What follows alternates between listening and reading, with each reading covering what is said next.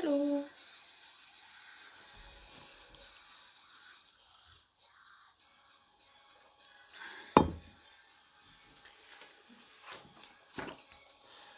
So we're gonna see if the notification goes out this time. If it doesn't, I may switch over and do this on my personal page, Mercy Grimm, which I have the least number of friends on that profile, but it's also the one that I am allowed to use. So by default, it absolutely wins. Oh.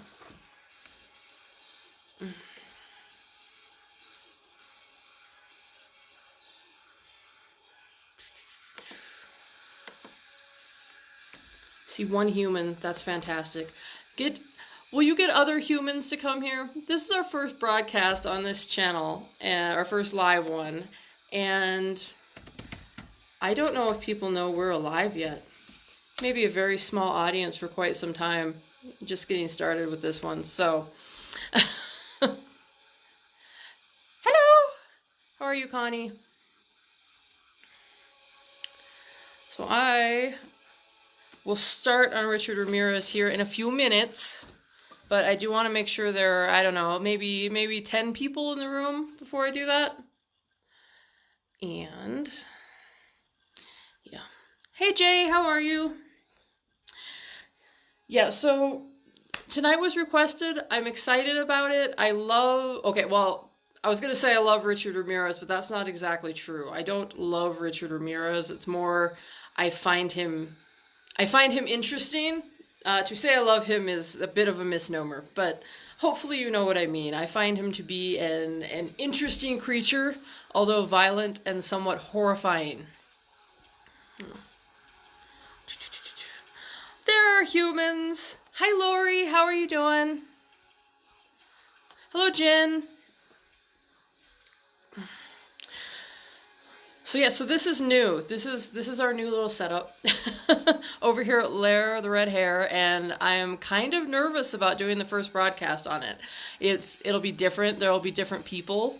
The audience is much smaller overall. We're growing steadily, but it's not as large as the last project was at this point because we've only existed for a week. So hopefully this will be a fun time, and if you guys could please share this out to anyone who might be interested in Richard Ramirez. I don't recommend sharing it out to anywhere where they might get offended by such things or where my humor is going to be a nightmare for anyone, because I know that I don't go over terribly well for all of the humans. So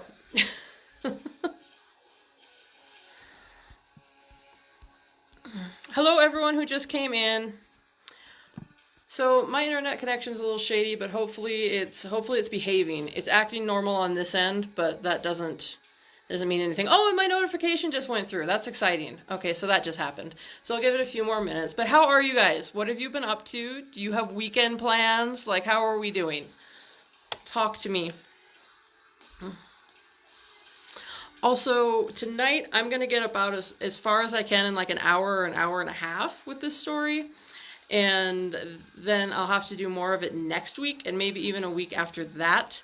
But we'll see how it goes, because Richard Ramirez is a big, huge, horrifying topic. And it's not really easy to wrap up in just an hour, especially because I want to go like pretty deep into his childhood and things that may have contributed to him ending up as fucked up as he did. But I know, and that's not making excuses for him, but if you don't know, he did have a very upsetting childhood, and he had head trauma. He had all kinds of stuff happen to him. So I don't know. I feel like he didn't start at a huge advantage to like not be a psychopath, if that makes sense.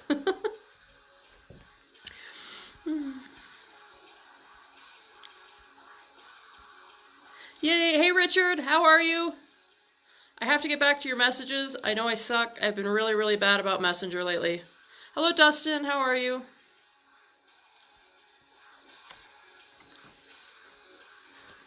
Oh, we got 11 people. Yay. That's a good number. That means I can get started. So.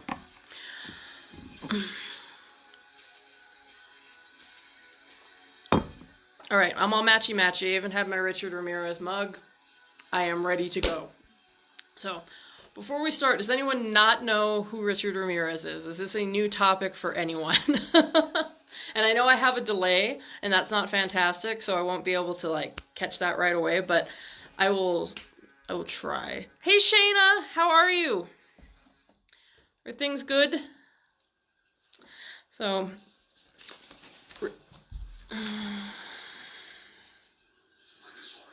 This is not a terribly chatty room. Guys, I don't know what to do if you don't talk to me.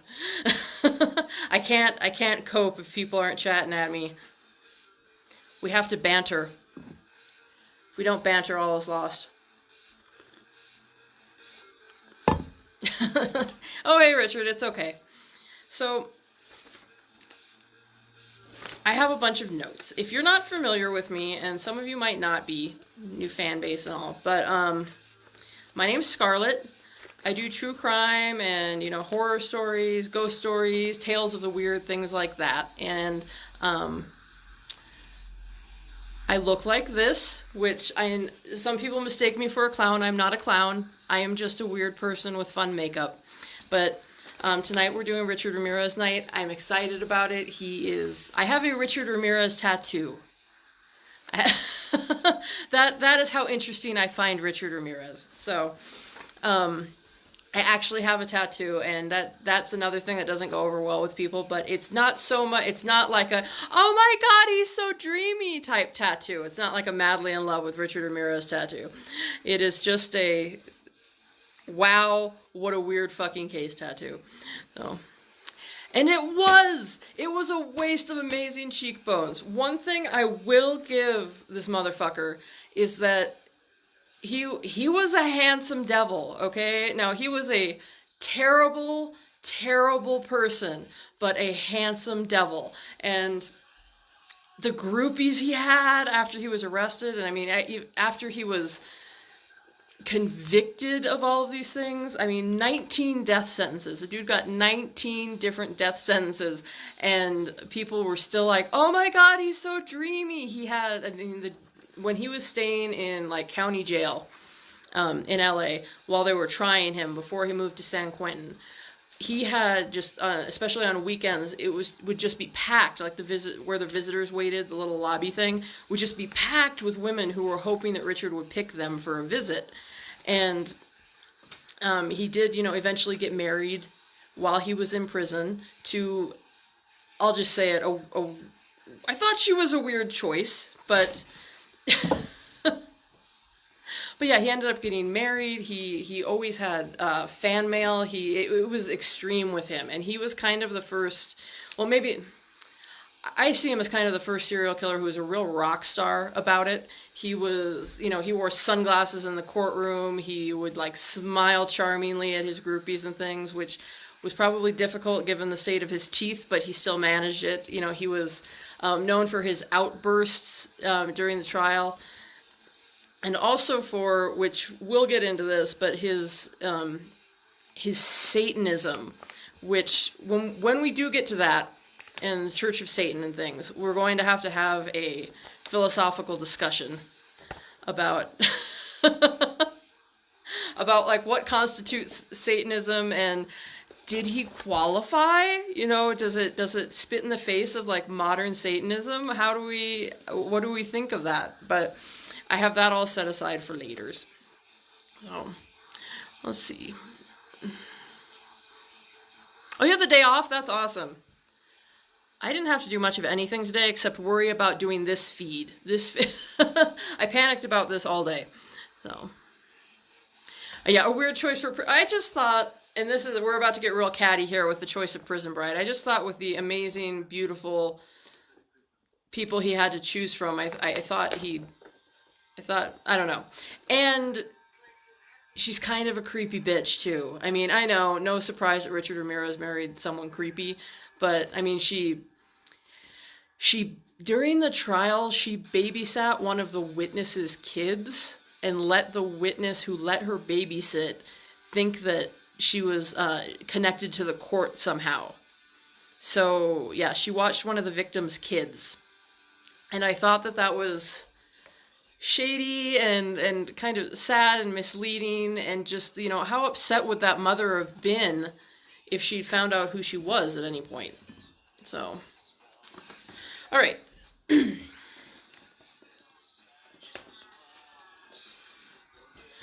not going to get into the Satanism part right now. Well, okay, I'll get into it a bit, but it's not what he had ties to the Church of Satan. He was eventually made an honorary member after he was behind bars, but I'm a little fuzzy on like why they welcomed him in with his level of violence, with his general worldview and things, because LaVeyan Satanists are kind of known for being, I'll say a little difficult, but overall nice people. I really like the LaVeyan Satanists, but it seems a little like it kind of contradicts what they stand for, because they're not into senseless violence, or they certainly believe in, if someone crosses you, make things even and things like that, and don't entertain fools. But they're not pro-violence. They're not pro what Richard Ramirez did. So I thought it was very, very interesting, and we'll talk about like tenets of Satanism and things at some point. But interesting that after he was behind bars, they said, come be an honorary member. We really, we're down with what you did. And I was like, really? That seems a bit off for you guys. But so his full name was Ricardo Leyva Munoz Ramirez. He was born February 29th, 1960 in El Paso, Texas, to an extremely religious family. They were very, very, very Catholic.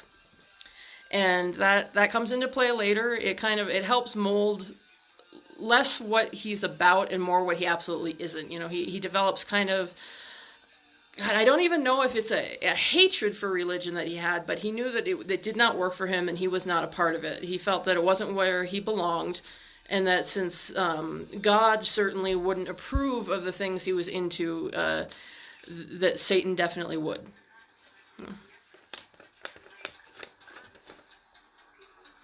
No, not really. That's not really how that works. If someone has to act first, you wouldn't just go kill someone for no reason. That would absolutely be against LaVeyan Satanism. So Richard Ramirez going in and raping old women and shocking them with electrical wires and things like that, unprovoked, would not be okay with LaVeyan Satanists. But I'd prefer to get off of that for right now if we could. So he didn't make it to the gas chamber. He died on June 7th, 2013 of B-cell lymphoma at age 53. And a lot of people were super pissed off that he died. They wanted him to face his death, and I don't really understand the rage on that. Why, because I'm like, well, I mean, he died behind bars, so I don't know that dying in the gas chamber or by lethal injection would have been any worse than dying of B-cell lymphoma. He was very, very ill in his final years, and if you look up pictures of him towards the end there, he was clearly not well. And oh, Calvin, hey, what's up? Hey, Oz, how are you guys? Hello, Scott, I just saw that you came in. And I have to work off of notes. I remember most of it, but I have to keep myself on track because I have a little of the distractibility. B-cell lymphoma, Miguel.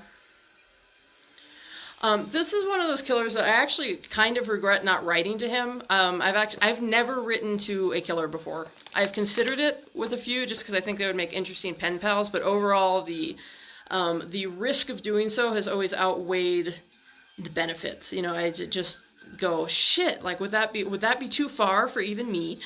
But he's one that I wish, especially because he ended up dead pretty early anyway. There was no risk there. He's never getting out. That I wish I had written to, because he was highly intelligent. He was a douchebag, but he was highly intelligent, and it would have been interesting to see just kind of what Richard Ramirez wanted to talk about. Anyway,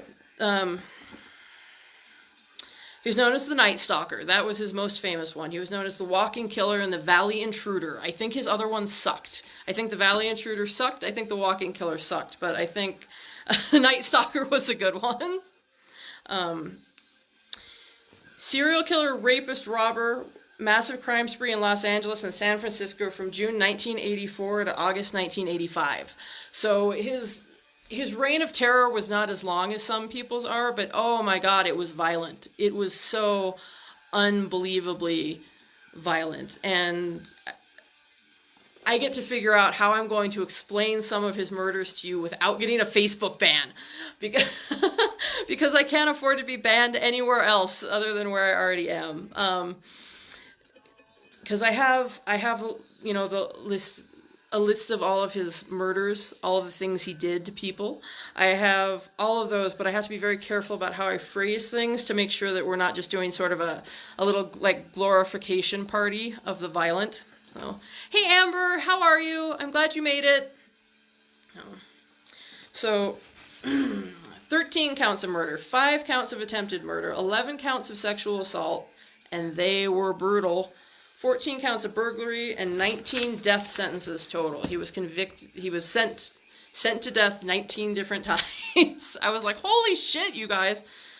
He was apprehended on August 31st, 1985, and him being apprehended was interesting too. It wasn't the police that finally got him. It was a neighborhood of people banded together and fucking beat his ass, which is kind of satisfying in its way. I mean, after this, you know, the city is just in terror for over a year. They're horrified. People are being just brutally murdered, and I mean, and he spared no one. He spared absolutely no one. But yeah, after living in fear all this time, he messed with apparently the wrong woman, and her husband came out, and he got he got a big pipe and went after Richard, and then the neighbors got together and they all chased him down the street, and it was kind of a glorious ending to the tale, you know, the way they got him, because they beat him in the street, and I'm laughing as I'm saying they beat him in the street, but quite frankly, he was a terrible person. So, and then they had to call the police to come pick him up, basically. So it was kind of a miracle that those people didn't just straight up kill Ramirez when they caught him. Oh. Hey Howie, how are you? Oh. Hey Ryan, oh no worries.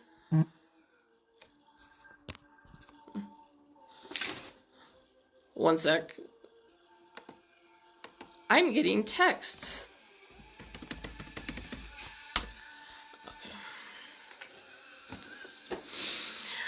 Yeah, he was beaten about the head, and yeah, he was bleeding profusely when they got to him. They had cracked him over the head with a pipe a couple of times.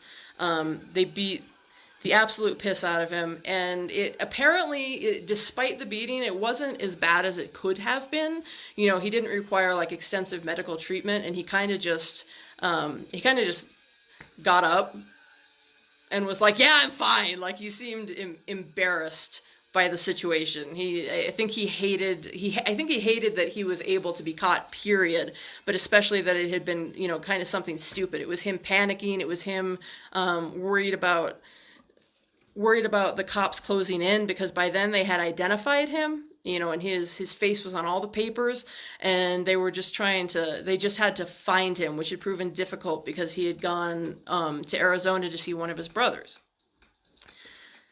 Now, I know I give information sort of in a weird order, and I apologize for that, but it's the best I can do. So I will get back to his childhood here in a sec. I have people to say hello to. What was it? American Horror Story 1984, Miguel, was what they used him in. And I actually have not seen that one. If anyone's seen it, was that good? Did we like 1984, or was it... I've heard kind of mixed things on that. And some American Horror Story seasons I love, and some of them I'm just like, and I can't finish them. Oh. Let's see. Stefano, what's up? How are you?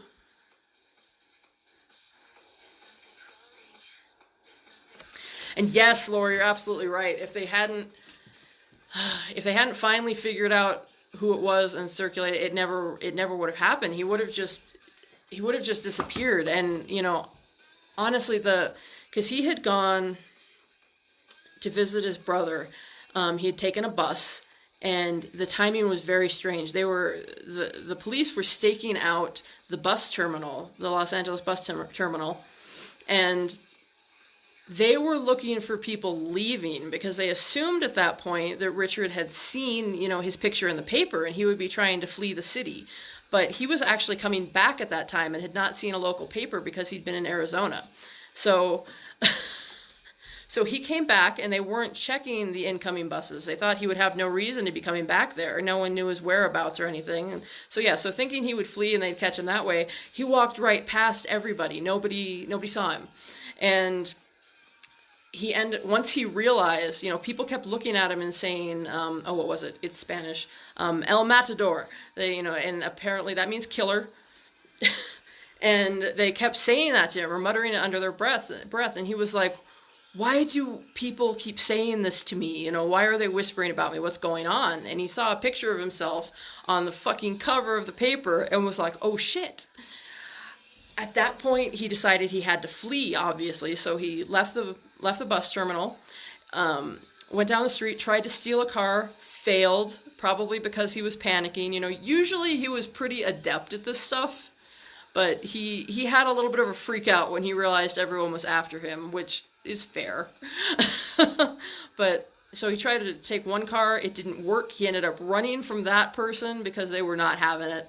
He went into a little neighborhood and he tried to steal a car. It was a mom was getting in the car to buy candy for her child's piñata for her, oh my goodness, birthday party that afternoon. So it's, all of this wholesome stuff is happening. And then Richard comes along and he says, I'm stealing your fucking car. And this lady says, no, you're not. So he punches her in the gut. A neighbor sees it. Her husband comes outside because he heard a scuffle. Her husband grabs this long pipe that they use to hold the gate shut. And he goes after Richard Ramirez along with all of the neighbors. So that's how that kind of rapidly fell apart after his picture was put in the paper.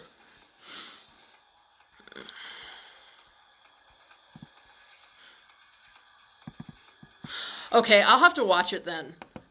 I was watching, which it went over really well, and I was like, I can't get on board with it. The Apocalypse season, that was the last one I tried to watch, and I couldn't make it happen. I keep sort of like drifting off and focusing on other things or playing with my phone and being like, fuck, it can't quite hold my focus.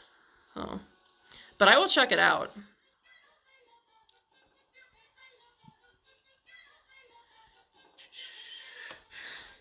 All right, now where was I before I took that interesting trajectory? All right, his childhood.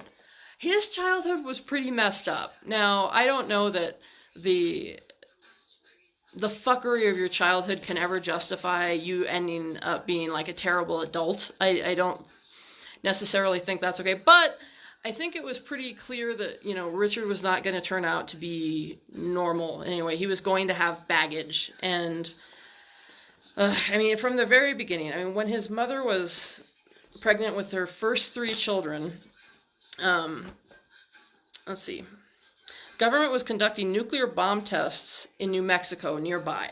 So there was reason to believe later on that the kids had been affected by that. Now, it had apparently been cleared up by the time Richard was born and his older sister Ruth.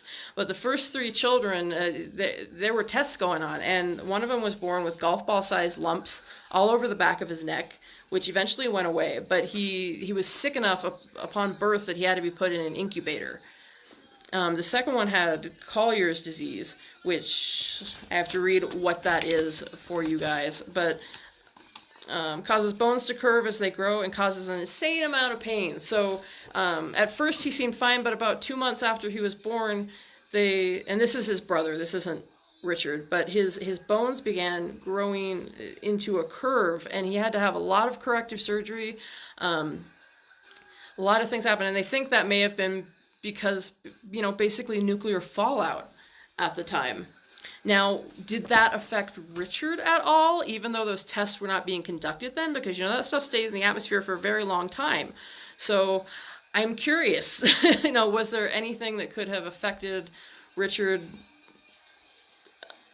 long-term from, nuclear fallout?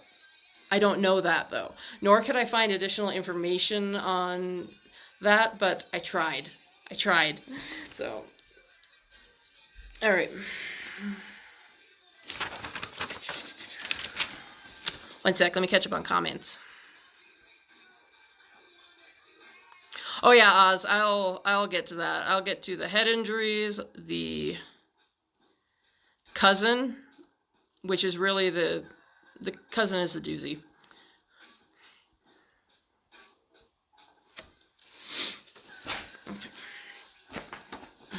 His father grew up in a very abusive environment with both his father, so Richard's grandfather, and his great-grandfather beating up his father. So his dad was raised into abuse, and his dad vowed that he would never, ever, ever, ever beat his children. He didn't want to create an environment like that, but it basically lasted, his resolve to never be abusive only lasted until his eldest child pissed him off by starting to huff glue and break into houses and things. And then the house became very abusive very quickly.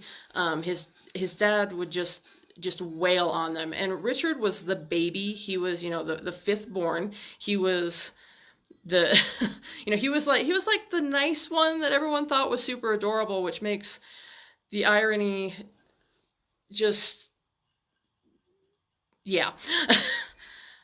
One sec. Can't get a comment box to open up. Oh no! Hi, Claire!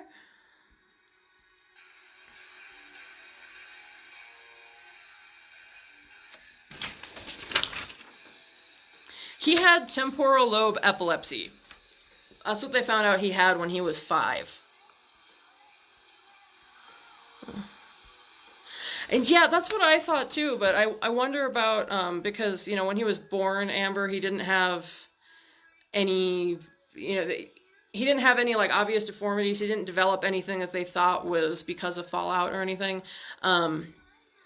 But I wondered if there, could that affect you psychologically? Not that he really needed an additional thing to affect him psychologically, as we're about to get into. He had a lot of things that kind of conspired to make him, God, I'm trying, what's the nice way to say that? A fucking nut, I guess, is what I'm going to go with. Oh, can't share. Well, that's weird. One sec. Let me see if I'm able to share. I'll check that out in a sec. Let me see what my stuff says.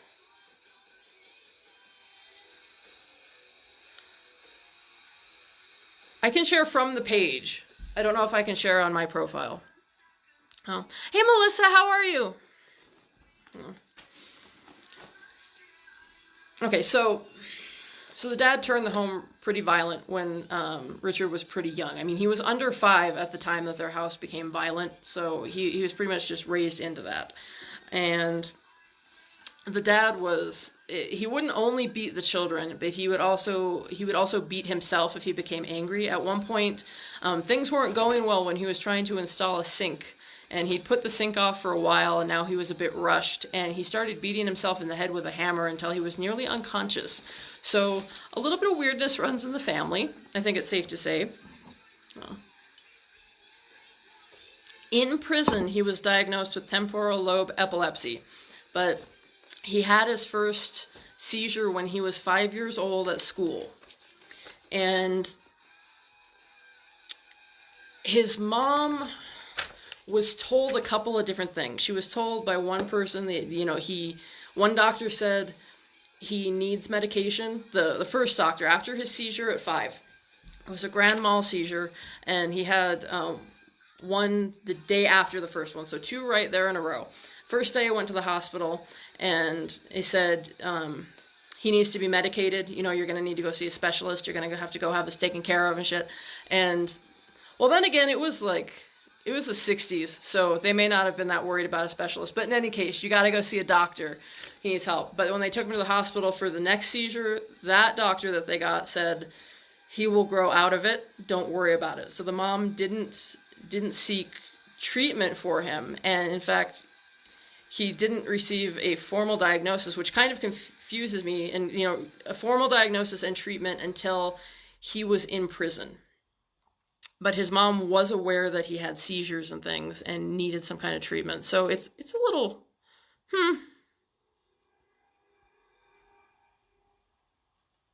This is pretty much how I always am, Miguel. I don't know if you've watched me before, but I am an incredibly anxious creature. He suffered 2 major head injuries as a child, okay? And these are big. A lot of serial killers will have head injuries in their history. Also, I got a note with when he had petit mal seizures, because he had grand mal and petit mal seizures, he would just kind of stare off, but he hallucinated things. He saw a world of monsters, was how he described it. A world of monsters and they would hurt each other, monsters hunting each other. He would watch it out the window. He would see monsters hunting each other at night when he would sort of drift off and, you know, fade away and have the little mini seizures. And he had kind of a whole other world that as a child he thought existed out there. And I just think that had to be so absolutely horrifying. You know, eventually his family caught on to, you know, when he was just kind of staring off, because he'd fixate on a point and he'd just stay that way for 5 or 10 minutes. You know, they figured out that he was having seizures then and that he wasn't really able to respond or anything, but they had no idea what was going on inside the world he kind of went to during those seizures.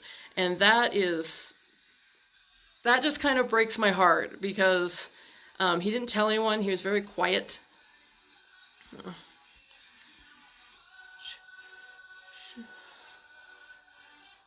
Oh, thank you, Scott. I appreciate it. Yeah, Amber, I was like, take him to a specialist. And then I was like, I, honest to God, don't even know if in the 60s they had specialists for things like that. I'm not sure where, like, mental health and really just the medical field in general, I'm not sure where it was. Like, where it was at. Yeah, Amber, I always fidget. I didn't get a palm stone to mess with for this feed. I forgot, so I'm like just grabbing whatever. I have like makeup brushes and stuff down here that I'm fidgeting with. So, hey TK, how are you?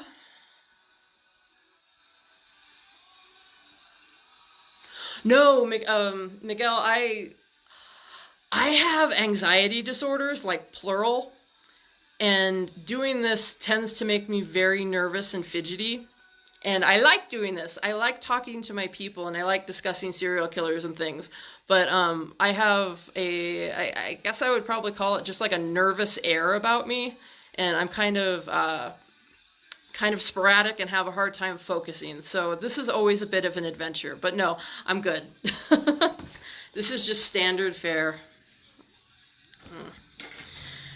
Where was I? Oh, 2 major head injuries.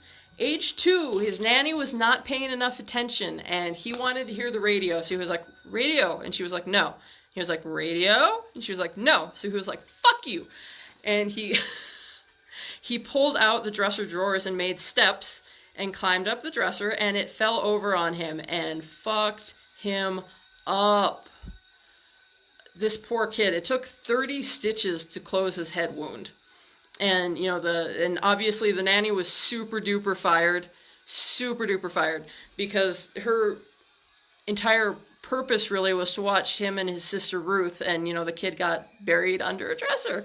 So 30 stitches to close that head injury, and it was a big deal. He was unconscious for 15 minutes, which in the realm of head injuries is pretty fucking bad. One sec, let me catch up on comments. Hey, Jamie! Oh, thank you, Ryan. I like doing these. I bet Stefano, I bet you know all about what was going on in the 60s with this stuff. Were the 60s where they'd put you like in the hot water with the weird sheet that keeps you in the water, like the hydrotherapy stuff? Or is that like earlier? Was that like the 40s when they did the weird hydrotherapy stuff? Richard, whiskey should always be a medicine. Just for, just for the record. It solves plenty. Oh, but Piggy Smalls is good. Piggy Smalls is happy. He's just the most cheerful, joyful little guinea pig of all time. If you guys don't know, I have a guinea pig named Piggy Smalls, and he is precious. I would bring him, but I'd have to leave the room, and I'd have to do the catching thing, and it would take a few minutes, and you guys would just be staring at my wall while I retrieve him. But I can bring him back someday soon. And the baby spider, I haven't named it yet. I acquired another baby spider from Jay and Connie, and I'm so excited, but I can't show you guys that one live because it's seriously like, it's tiny. It's like the size of my haggard looking thumbnail. It's a baby. But they're doing well. I'm happy. The little tiny one burrows all over the place, and it's just, oh. Let's see, my son had night terrors and seizures as an infant. It sounds just like what I saw him going through. No head injuries. I had night terrors as a kid. I can't remember like the age range for it, but my parents would have to take me, and like no sympathy required. I just thought it was interesting. But yeah, they'd have to take me outside. I'd wake up outside looking at the stars, but apparently I would freak out and scream and flail and like break shit. But yeah, no recollection of that. I just remember waking up under the stars and being like, oh, hello. Why are we out here?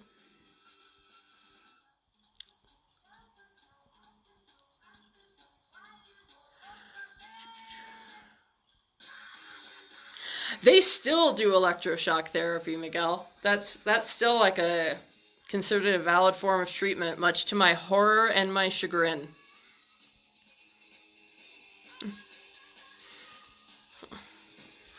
All right.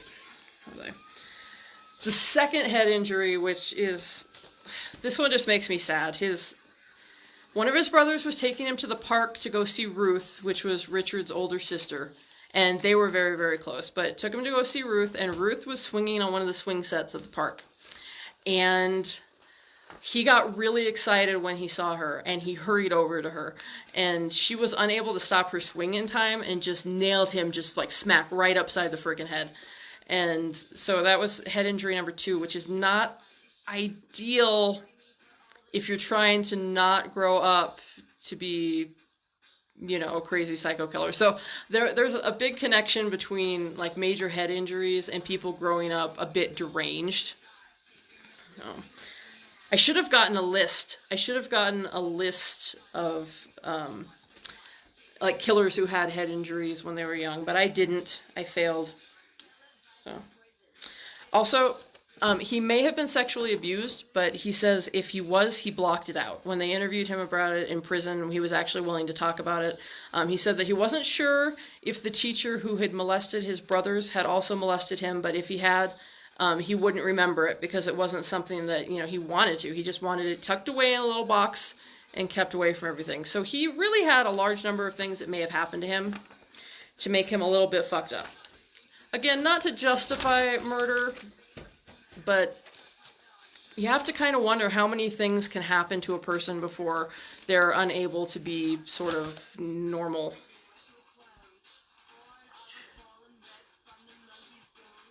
Yeah, were they still doing lobotomies in the 60s?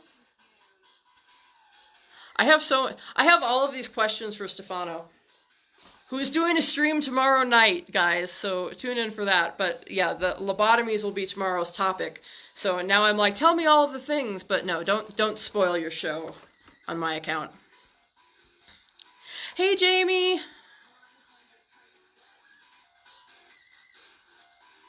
Ooh, 2 videos on Victorian era cannibals in my House of Prayer page. Oh, I have to get back into that on this profile because I got in trouble.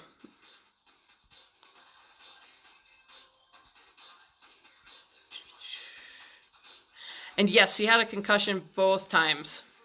Barbie, what's up?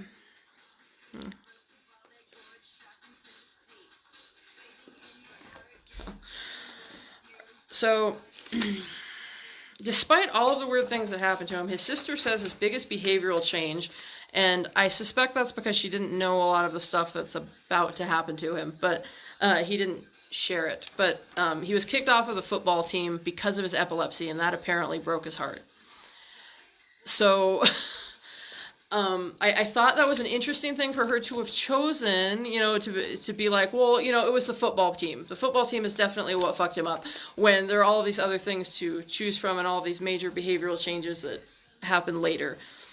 His cousin Mike, his cousin Miguel, Oz mentioned this earlier, and his cousin Miguel was not a positive influence. That's the nicest way I can phrase that. Not a positive influence. Let's see. The show tomorrow, and I have to do some advertising and stuff for it, but it'll be here at 7 p.m. Eastern. That's right, isn't it? If it's not, feel free. Yes, I was right. Awesome. So cousin Mike was a war hero who had survived Vietnam. He came home with all kinds of stories about his shenanigans over there, and I feel like shenanigans is a gross understatement for what happened, but it's me, and that's just how I roll. He had tales of torturing Viet Cong women, rape and murder, and just all kinds of fucked up shit. Vietnam in general was not pretty. He had Polaroids that showed he was not exaggerating. And he had a box of Polaroids of him, I have to be careful how I phrase things, but him with women and performing sexual acts and things. And then later on, there would be like a picture of him with that woman's head decapitated, things like that. So he had not played particularly nice over there.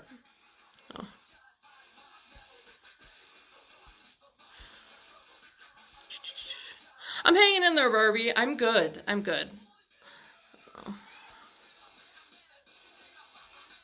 There's still time, Jamie. There's still time to be a serial killer. Aim high.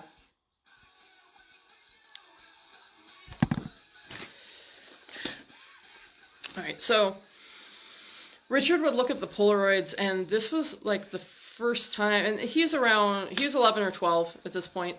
This is the first time he's kind of his coming of age thing. He starts to realize that he's getting turned on by these. They give him feelings that he doesn't understand, feelings that, when he's looked at like his brother's porn and things, that it didn't feel the same. So he realized that he was into violence, and he knew that that was not a good thing, but he just didn't, he didn't tell anyone, he didn't share it, he just kept it quiet. And plus, Miguel was one of the people who really accepted him for how he was. They hung out all the time, they were best friends, and it was kind of a safe place to be okay with the violence he was shown. So.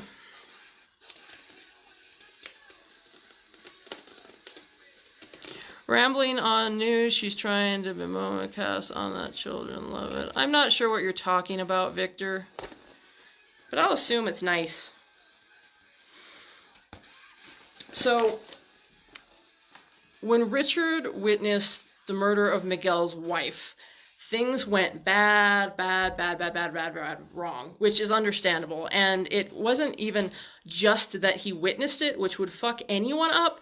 It was the fact that he then didn't tell anyone about it. He never received counseling until he was eventually in prison on death row. He kept a secret like his whole young life. Oh. I need to see that inspirational poster. Aim high, be a serial killer now. We should make a series of them, really, at this point. I need to start writing down the horrible things I say and making them into motivational posters. Oh. So... Jessie was the wife, and she had been insisting that Miguel get a job. He had come home from the war, and he was, very proud of what he did in the war, and he was just kind of riding this wave of being sort of a local hero. And he didn't have a job, and she was supporting the family, and so she had kind of been like, "Can you please get a job now for a while?" All right. Well, one day Richard's over at their place, and he goes to the fridge to get something to drink, and there's a gun in there. And he's like, "Hey, Mike, is this supposed to be in the fridge?" And Mike's like, yeah, I want to keep it cool in case I use it later. To which Richard's just like, that's super weird, but okay, man, whatever.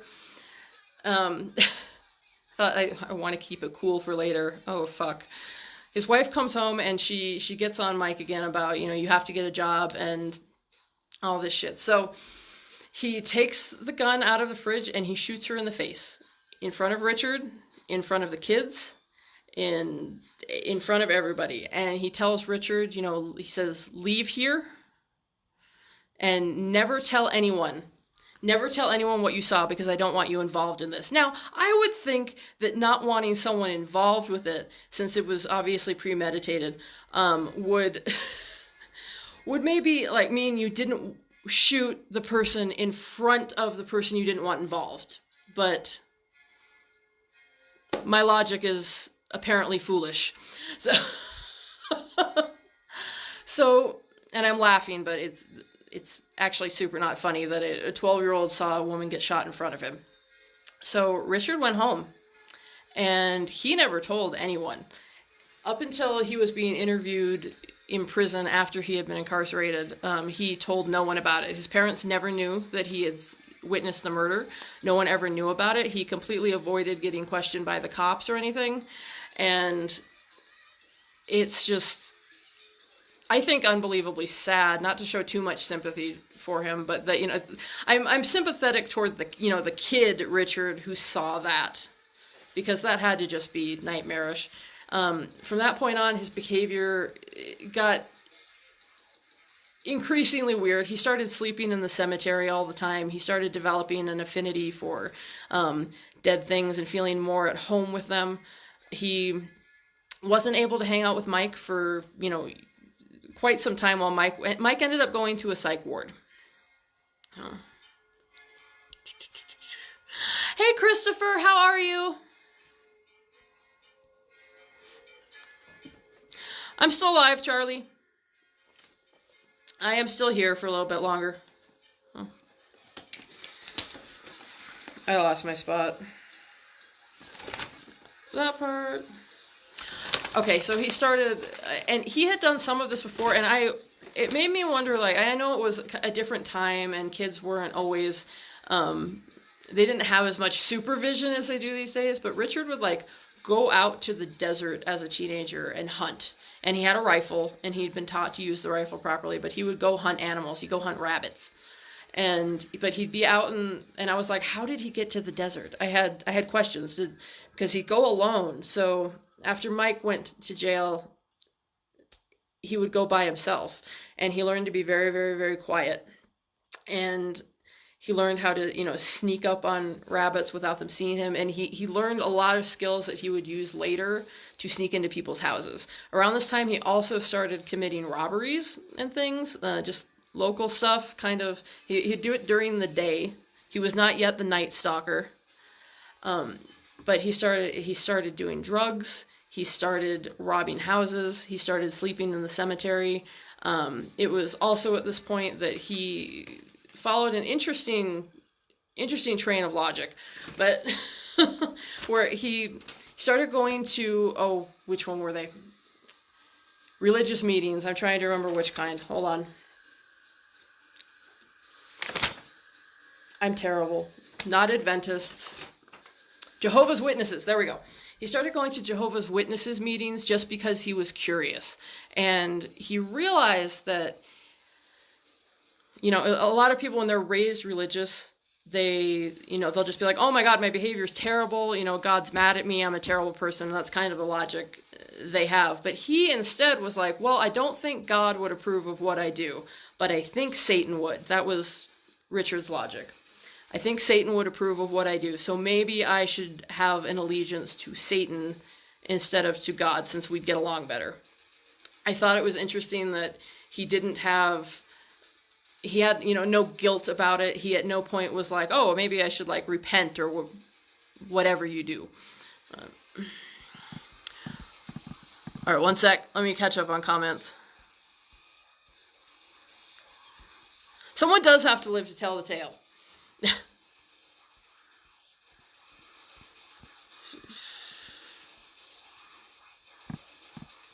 Yeah, a 12-year-old seeing a murder will absolutely fuck you up. And then not getting any treatment for that, too, is just atrocious. I mean, all the things he already had in his head, and then to add that to them, I can't imagine having his brain.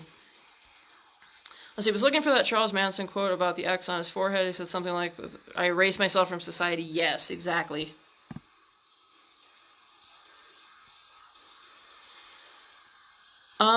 Lair's a page and not a group, so that might be it, Jamie. Let's see, just kind of in this funk where I don't know if I'm sad or what, but I'm glad I found out you were alive, so I'm feeling a bit better. Yeah, welcome. I mean, we're talking about mayhem. I don't know if that will help you, but we will try. Also, Ruth, his older sister, her first husband, he also learned Peeping Tom stuff from him. Okay, so between Miguel teaching him, and Miguel also taught him combat. He taught him combat from the war. So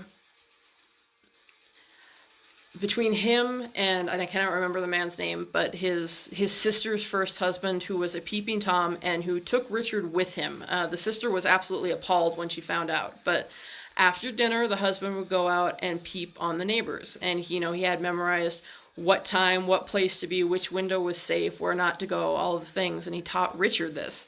And so that was definitely a precursor to the later, not so much breaking and entering, but kind of creeping and entering, and what happened later on.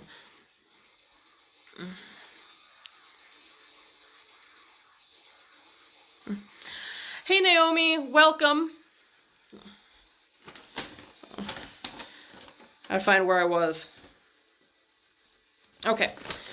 His first job was at a Holiday Inn. He was 17 years old.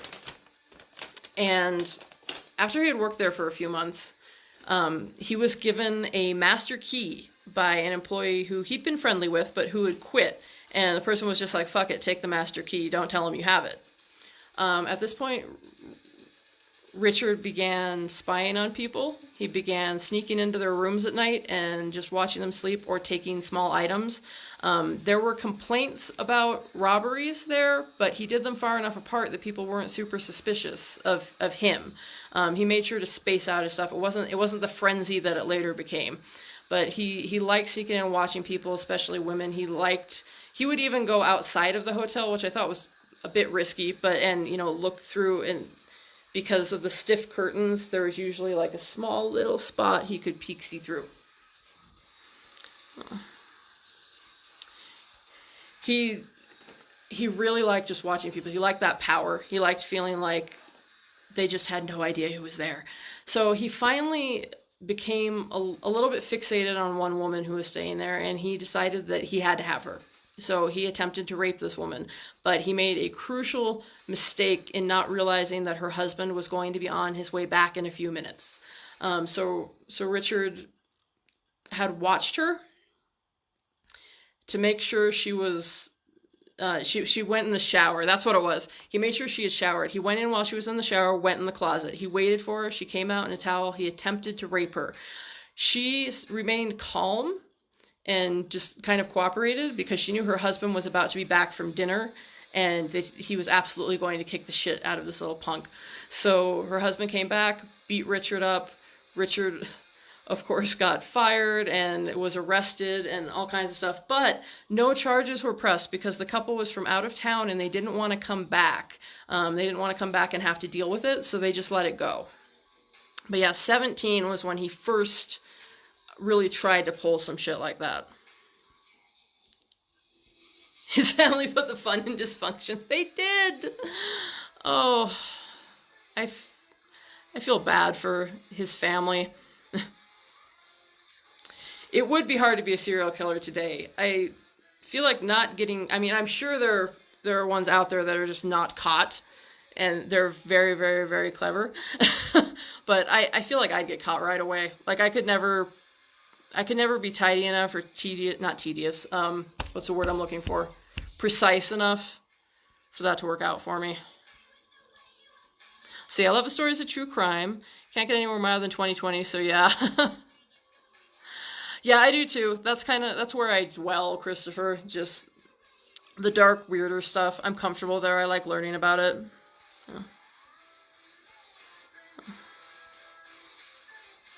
Meticulous! Thank you! I was like, what the fuck is that? Not tedious, but thank you, Amber. I appreciate that. Now I gotta decide where we're gonna stop tonight. I think we're gonna go to... Where are we gonna go? One sec. There's a nice stopping spot in here, and I have to find where it is and make sure that that seems reasonable. Where is... There we go. Okay. So we have a few more minutes. I figured out where we're going to stop for the night. One sec. Let me look up the author on the book that I used.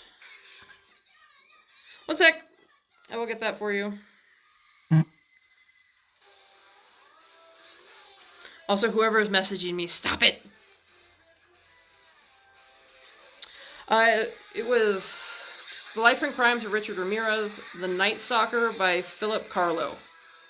Is where I got most of it. The rest of it is sort of gathered by random means. I just acquired the knowledge over the years. But yeah, The Night Stalker by Philip Carlo is what I used for a lot of the information on his childhood, and later when we get into the court stuff, it was very detailed about court stuff.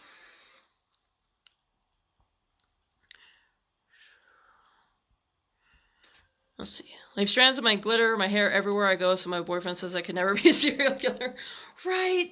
Like, think of all, just to avoid that, like all the shaving you would have to do to not get caught that way. I feel like if I were going to become a serial killer, which I'm not, universe, that's not happening, but if it were, I would probably be incredibly messy about it. It wouldn't be like Dexter-like precision, you know, I wouldn't have tidy little kill rooms and stuff. It would be more of a, just a mad, frenetic incident, and there would probably be just like DNA evidence everywhere. So, yeah. I'd be terrible. Terrible. So, one of his brothers, Reuben, the eldest brother, the one who had been born with the lumps on his neck, that one, moved to LA, and Richard went to visit him at one point. And, you know, Reuben didn't live in a great neighborhood, and he had, I believe it was his girlfriend at the time, they hadn't yet gotten married, but he had a girlfriend that Richard apparently hit on, and eventually, you know, that caused bad blood between them. And that would be a recurring theme too. Richard Ramirez, pretty much anytime, it was two of his brothers later, you know, had wives, and both of the wives were very uncomfortable with Richard and claimed that he had come on to them. So he had trouble controlling his urges and things, or he was just an asshole. But I thought that was kind of an interesting side note, because his presentation to total strangers was actually pretty shy before he started killing people. He was, you know, he was quiet, kind of yes ma'am, no ma'am about stuff, and yet his brother's wives he was a little handsy with. So. Morph suits? I would look terrible in a morph suit, my God. Where did I get my cup? Someone bought this for me from Etsy. I don't know the shop anymore, unfortunately. But yeah, that was a gift. Where was I?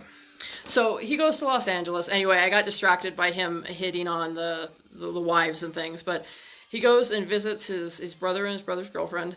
And he loves LA. Richard Ramirez is like bonkers in love with LA the second he gets there. He liked the seediness of it. Honestly, that's what appealed to him. He thought that he could get by there very, very well. And so after he visited there, he decided that he was going to make that move as soon as he could. And his parents were really, really not happy with it, which also his relationship with his parents had gotten very estranged, especially with his father. He slept in the cemetery most nights to avoid dealing with his father. he was okay with his mom, but it seems like a lot of the kids sort of broke away from the mom just because they were trying so hard to avoid the dad who had become so violent.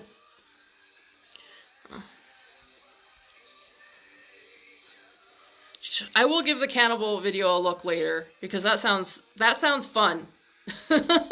Victorian cannibal sounds fun.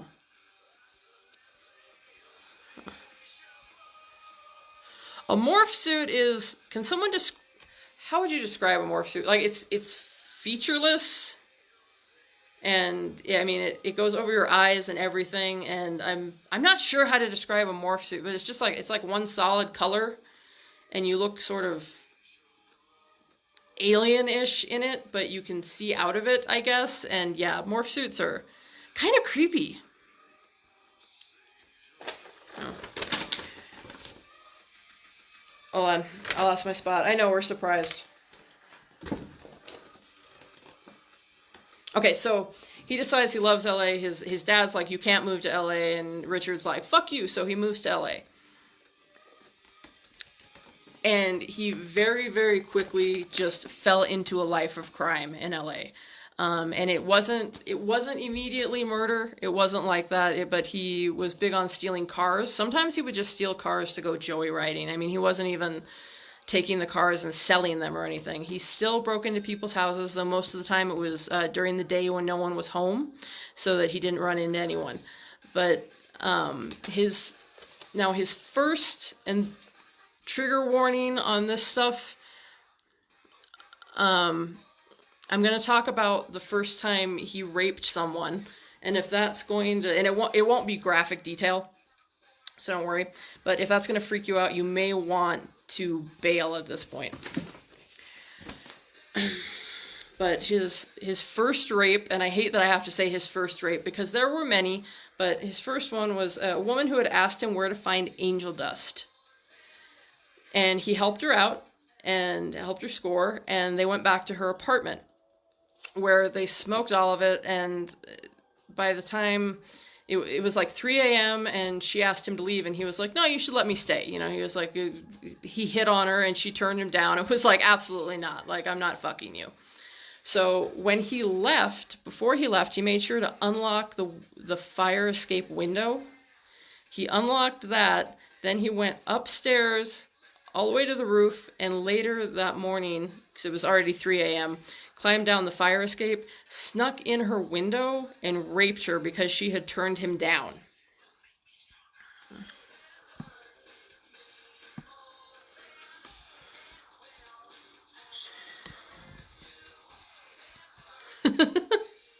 I like the description as a total onesie. I like that for morph suit. But, so yeah, that was the first time he actually successfully raped anyone, and it was key for him to, violence had to be involved in order to get Richard Ramirez hard, which because he had tried having, normal teenage sex, and he failed. One of his partners says that, he was very nice, he was very gentle and all of these things, but ultimately, just normal situations were not interesting to Ramirez. But when he was in a position of power, he was absolutely able to get off and pretty easily.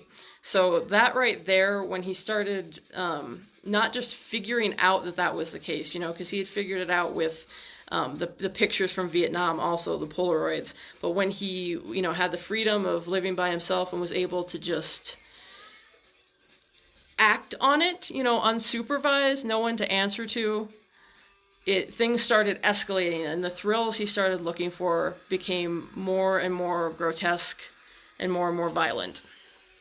And I think that is about where I'm going to stop for tonight. I think that sets us up pretty well to do this next week. Now, I want to ask you guys about doing this next week, because we're going to get into his actual, the actual killing spree, him totally kind of losing his shit and going all like real hard for Satan and all the stuff that he did. And I say that laughingly, but still, it was pretty serious. I can't get away with I can't get away with explaining in graphic detail everything that he did. So how would you guys like me to go through the murders? Do you want, like, I can probably get away with a few of them if I'm careful about which ones I pick. But it's, Facebook gets very, very pissed off if I just go through and say, like, you know, he did this, and this to her, he cut off this body part, or, you know, he, you know, used electric shocks, or I can get away with some of it, but if I do graphic detail on all of it, I will get in trouble. So I'm wondering, do you guys just want to hear a few things that happened? Do you want me to do an overall, like, list all of his victims and do kind of an overall cause of death thing on those? How do you guys think I should handle that? Because I don't want it to be boring, but I also don't want to get banned.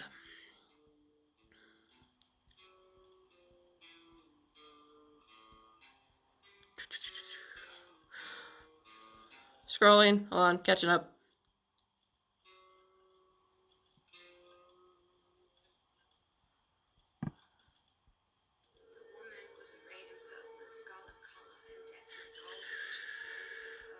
Use a puppet for reenactment.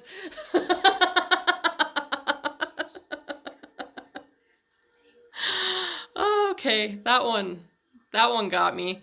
Okay. I'll do sock puppets. Like Richard Ramirez sock puppets. Alright, so you're right, flashcards is a good part. Well, the problem with flashcards is they show backwards. They'll show it back. I guess I could write... God, that would be kind of funny if I used flashcards. I would have to write them backwards, and so they probably look terrible, but that would be funny as a visual aid. Like, be like, and then he, and I could have like a flashcard that's like, cut out her eyes.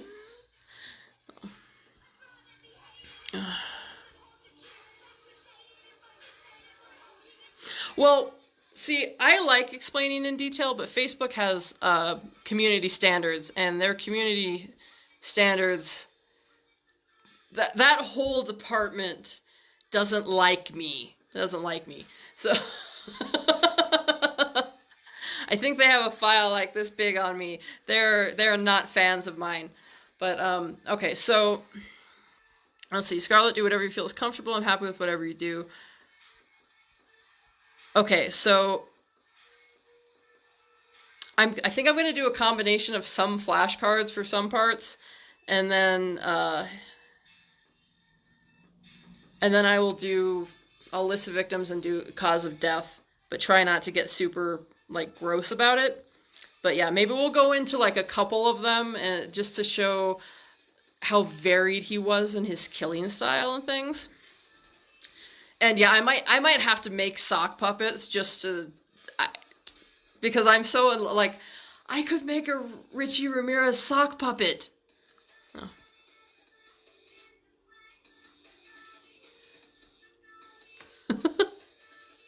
Community standards is balls. God.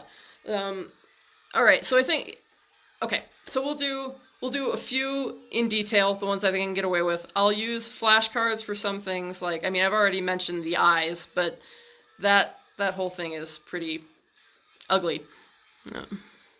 The game board from Operation. I love this. All right, so I'll do what I can get away with without getting banned.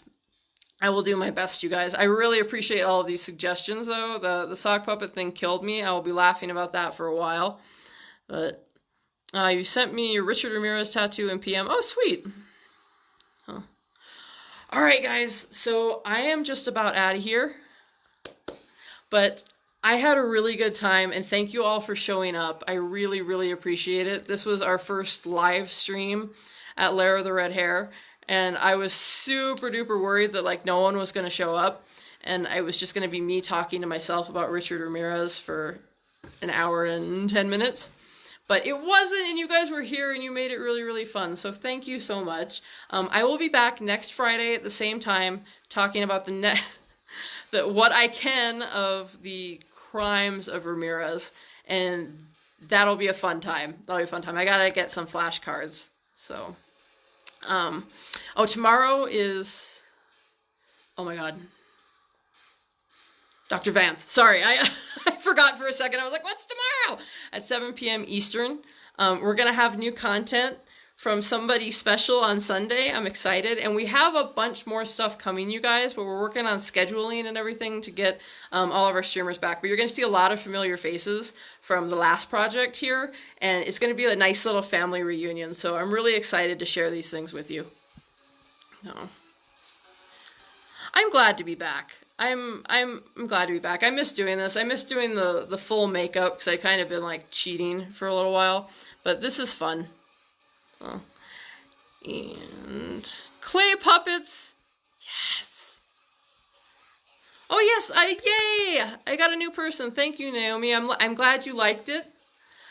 This is pretty much how these go every time. I just sort of talk in circles and things and get distracted, but it's usually fun, and yeah, hopefully I entertained you. So thank you guys. I love you. I will see you next week. Maybe before then, I might just pop up, who knows, but mwah. Have a fantastic evening.